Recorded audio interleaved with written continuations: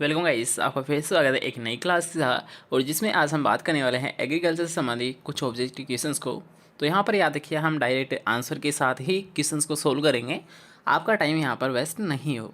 इसके साथ साथ कम टाइम में आपको ज़्यादा से ज़्यादा क्वेश्चंस यहाँ पर हम कवर करेंगे, ताकि याद रखिएगा आपको भी कुछ क्वेश्चंस यहाँ पर याद होने को मिले और कुछ यहाँ पर नए क्वेश्चंस भी आपको साथ साथ देखने को मिले। ठीक है, तो चलिए क्लास को स्टार्ट करेंगे। इससे पहले जो भी यहाँ पर नई स्टूडेंट है वो चैनल को सब्सक्राइब जरूर कर ले। इसके साथ साथ याद रखिएगा, यहाँ पर जितनी भी क्लासेज है वो jet ICR BHU agriculture supervisor या फिर जितने भी जो इंट्रेंस एग्ज़ाम है या फिर कॉम्पिटिटिव एग्ज़ाम है सभी के लिए लगती है।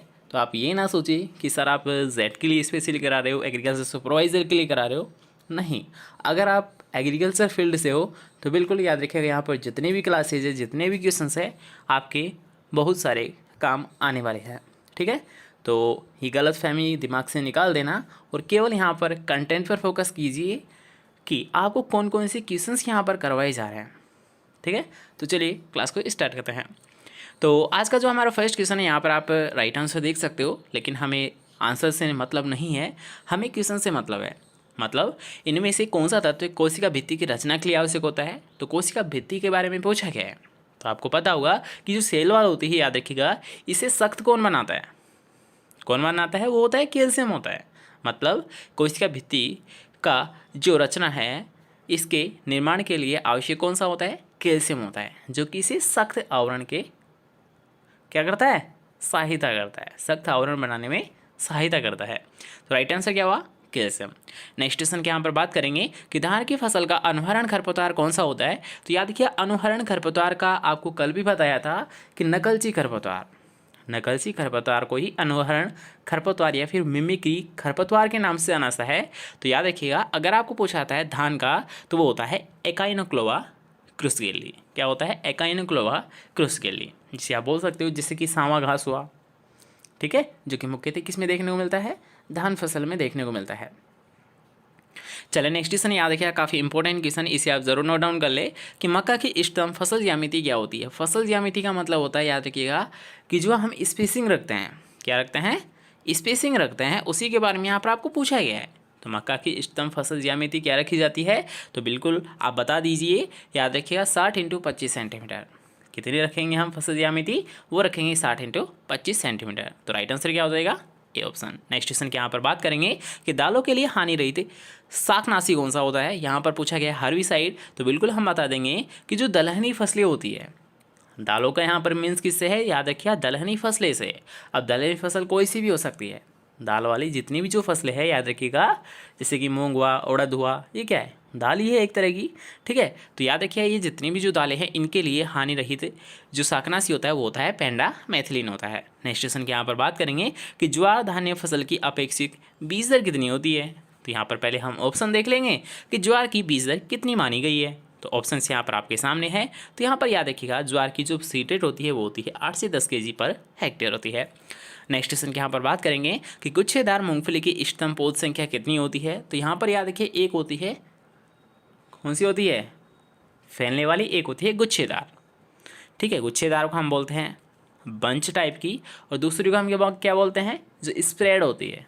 ठीक है, स्प्रेडिंग टाइप होती है। एक होती है बंच टाइप, मतलब एक होती है गुच्छेदार, एक होती है फैलने वाली।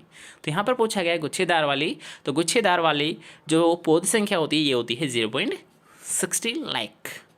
चलिए, इसके अलावा अगर आपको पूछ लेता वो कौन सी फैलने वाली, तो आप बता देते 3.3 लाख। ठीक है, लेकिन इसका यहाँ पर राइट आंसर क्या है? 0.60 लाख। नेक्स्ट क्वेश्चन के यहाँ पर बात करेंगे कि गडल विटल किसका सर्वाधिक हानिकारक कीट है। काफ़ी इंपॉर्टेंट क्वेश्चन, याद रखिए, इसे आप नोट डाउन जरूर कर ले कि गडल विटल किसका हानिकारक कीट होता है। तो ये होता है सोयाबीन का होता है। नेक्स्ट क्वेश्चन आपको पूछा गया है कि अंतिम रेशा निकालने के लिए अलसी के डंठल के उपचार को क्या कहा जाता है। तो अलसी के डंठल को उपचार करना क्या कहलाता है? सड़ाना कहलाता है। क्या कहलाता है? सड़ाना, जिसे आप क्या बोलते हो? रेटिंग आप बोलते हो। क्या बोलते हो? रेटिंग आप बोलते हो। ठीक है, याद रखिएगा, रेटिंग जिसे हम हिंदी में बोल देते हैं सड़ाना। सड़ाने में क्या किया जाता है? अंतिम रेशा निकाला जाता है। मतलब रेशा निकालने के लिए जो अंतिम रूप से जो प्रोसेस की जाती है उसी को हम क्या बोलते हैं? याद रखिएगा, रेटिंग या सड़ाना कहते हैं। नेक्स्ट क्वेश्चन यहाँ पर बात करेंगे कि राजस्थान किसके उत्पादन में पहले स्थान पर है। तो बिल्कुल सभी को पता होना चाहिए, याद रखिएगा, राजस्थान में सरसों है, इसका उत्पादन काफ़ी अच्छा खासा होता है। इसलिए याद रखिए राजस्थान का तिलहन जो क्रांति है उसमें भी पहला स्थान माना गया है।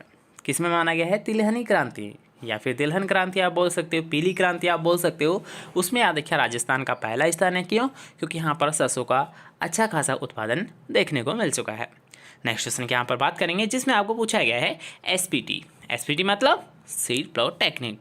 तो याद रखिए सीड प्लॉट टेक्निक का संबंध किससे होता है? तो बिल्कुल आप सभी को पता होना चाहिए। याद रखिए सीड प्लॉट टेक्निक जो संबंध है ये होता है आलू से होता है, पोटैटो से होता है। क्या? Seed plot technique. इसके अलावा मैं अगर बात करूँ यहाँ पर टीपीएस, ट्रू पोटैटो सीड, तो बिल्कुल इसका भी संबंध किससे होता है? आलू से ही होता है। ठीक है, टीपीएस हुआ, एसपीटी हुआ। एसपीटी मतलब सीड प्लॉट टेक्निक। चलिए नेक्स्ट क्वेश्चन के यहाँ पर बात करेंगे प्रमाणित बीज के लेबल का रंग किस प्रकार का होता है? लेबल या फिर आपको बोल दे वो टैग, दोनों एक ही होते हैं। कंफ्यूज वाली कोई बात नहीं है। याद रखिएगा जो प्रमाणित बीज होता है जो कि किसानों को दिया ऐसा है, इस पर जो लेबल का कलर होता है मतलब जो टैग का कलर होता है वो कौन सा होता है? बिल्कुल सर जी हमें बिल्कुल पता है कि नीला होता है। किस प्रकार का होता है? नीला होता है। तो बिल्कुल यहाँ पर राइट आंसर क्या हो जाएगा? फर्स्ट ऑप्शन हो जाएगा।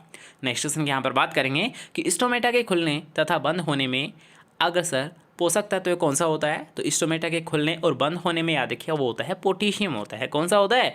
पोटेशियम होता है। ठीक है, जिसे हम ट्रैफिक पुलिस भी बोल देंगे।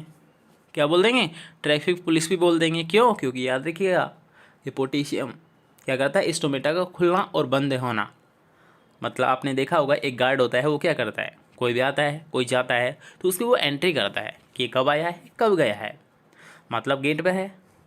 ठीक है, उसकी वो ड्यूटी रहती है। तो यहाँ पर उसी का अगर मान लीजिए ये काम कर रहा है पोटेशियम, तो इसे भी एक संज्ञा दे दी गई है ट्रैफिक पुलिस की। ठीक है, ट्रैफिक पुलिस के नाम से किस पोषक तत्व को जाना जाता है? तो याद रखिएगा वो जाना जाता है पोटेशियम को ही जाना जाता है। चलिए एक क्वेश्चन यहाँ पर आपका एक्स्ट्रा कवर हो चुका है जिसे आप नोट डाउन जरूर कर ले। इसके अलावा याद रखिए ये काफ़ी अच्छा क्वेश्चन है। ठीक है, थोड़ा सा माइंड यहाँ पर क्वेश्चन पर रखना कि पर्णीय अनुप्रयोग के लिए यूरिया का बाईयूरेट अंश कितना होना चाहिए। क्वेश्चन में जो पूछा गया है उसी का केवल हमको राइट आंसर देना है। पर्णीय अनुप्रयोग के लिए मतलब आपको अगर यूरिया का छिड़काव पत्तियों पर करना है तो आप बाईयूरेट का कितना अंश प्रयोग करोगे। तो यहाँ पर याद रखिएगा वैसे सामान्य दृष्टि से अगर मैं आपको पूछता कि यूरिया में बाईयूरेट की मात्रा कितनी होती है तो बिल्कुल आप बता सकते थे 1.5% से कम होती है। लेकिन अब यहाँ पर आपको स्पेशली पूछा गया है पर्णीय के बारे में, तो याद रखिएगा जो पर्णीय छिड़काव हम करते हैं उसमें याद रखिएगा जो बाईयूरेट की मात्रा होती है वो 0.5% से भी कम रखी जाती है। 0.5% से भी कम रखी जाती है। समझ सकते हो कितना अंतर आ रहा है? एक आप 1.5% यूज़ कर रहे हो कहाँ पर? सामान्य दृष्टि में, लेकिन एक आप पत्तियों पर छिड़काव कर रहे हो वहाँ पर आपको लेना है बाईयूरेट 0.5%। ठीक है, तो याद रखिएगा ये काफ़ी इंपॉर्टेंट पॉइंट बनता है और यहाँ पर लगभग स्टूडेंट गलत करेंगे। तो याद रखिएगा आप यहाँ पर क्लास ले रहे हो, आपको ये क्वेश्चन करवा दिया गया है तो आपको यहाँ पर कोई भी गलती नहीं करनी है। चलिए नेक्स्ट क्वेश्चन के यहाँ पर बात करेंगे। अब ये थोड़ा सा डाटा ओल्ड डाटा है, इसे हम छोड़ देंगे क्योंकि ओल्ड डाटा हम कभी पढ़े नहीं हैं और नहीं पढ़ेंगे। केवल पढ़ेंगे तो करंट डाटा पढ़ेंगे, अदरवाइज नहीं पढ़ेंगे। चलिए नेक्स्ट क्वेश्चन के यहाँ पर बात करेंगे कि स्थानांतरित बालू की टिब्बे राजस्थान के किस हिस्से में उत्पादन में रुकावट बनते हैं। तो आपको पता होगा जो रेगिस्तानी क्षेत्र होता है वो किस साइड होता है। आपने देखा होगा कि राजस्थान में जो रेगिस्तानी क्षेत्र होता है वो किस साइड होता है। अब पूर्व में तो नहीं होता सर जी, दक्षिण में भी नहीं होता, तो किस साइड होता है भाई? पश्चिम साइड होता है।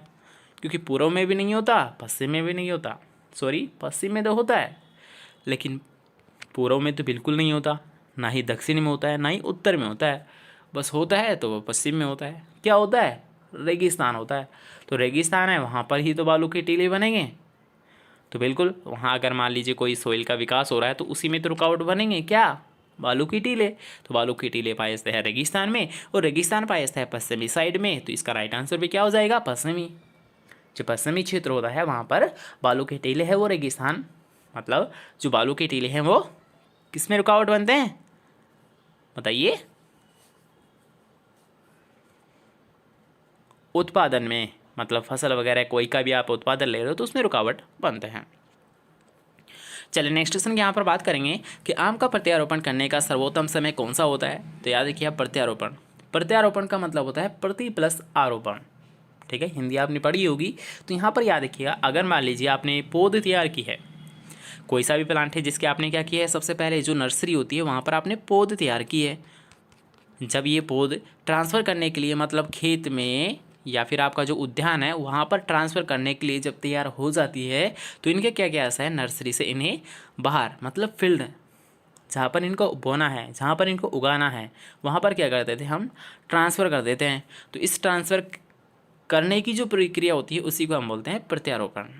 तो इनका जो प्रत्यारोपण का जो समय माना गया है वो जनवरी से मार्च का महीना काफ़ी अच्छा माना गया है।